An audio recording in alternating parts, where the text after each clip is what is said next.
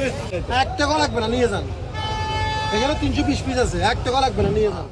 দেশের বর্তমান বন্যা পরিস্থিতি এখন কেবল জনবসতির সংকট নয়, বরং কৃষি অর্থনীতির জন্য এক বড় অশনি সংকেত হয়ে দাঁড়িয়েছে। চট্টগ্রাম সহ দেশের দক্ষিণ পূর্বাঞ্চল থেকে শুরু করে বিভিন্ন জেলায় টানা বৃষ্টি ও পাহাড়ি ঢলে ফসলি জমি এখন পানির নিচে। এই ভয়াবহ পরিস্থিতিতে হাজার হাজার হেক্টর জমির গ্রীষ্মকালীন সবজি ও মৌসুমী ফল তলিয়ে গেছে। পানি নিষ্কাশনের ব্যবস্থা না থাকায় মাঠের সবজি পচে নষ্ট হচ্ছে, আর তাতে সরাসরি ক্ষতির মুখে পড়েছেন প্রান্তিক কৃষকরা।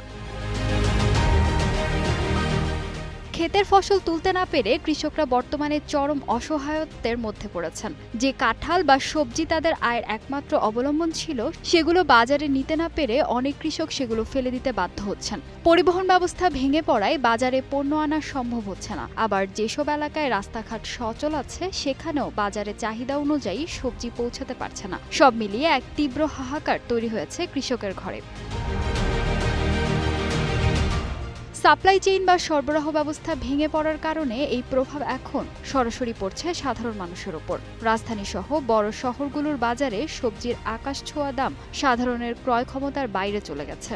কৃষি বিশেষজ্ঞদের মতে শুধু সবজি নয়, বন্যার পানি দীর্ঘস্থায়ী হলে পরবর্তী আমন মৌসুমের চাষাবাদও মারাত্মক ঝুঁকির মুখে পড়বে।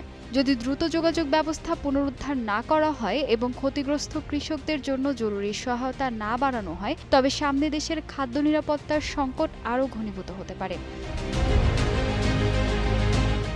প্রকৃতির এই তাণ্ডব আর মানুষের সৃষ্ট জলবদ্ধতার বেড়াজালে আজ কৃষকের স্বপ্ন ধূলিসাৎ। প্রশাসন ও কৃষি বিভাগ দ্রুত পদক্ষেপ না নিলে এই ক্ষতির দায়ভার সাধারণ কৃষককে দীর্ঘ সময় বয়ে বেড়াতে হবে। এখন দেখার বিষয়, ক্ষতিগ্রস্ত কৃষকদের পাশে দাঁড়াতে সরকার ও সংশ্লিষ্ট প্রতিষ্ঠানগুলো কত দ্রুত কার্যকর ব্যবস্থা গ্রহণ করে। ফাহিমা সুরভি, নিউজ ডেস্ক, গ্লোবাল টেলিভিশন।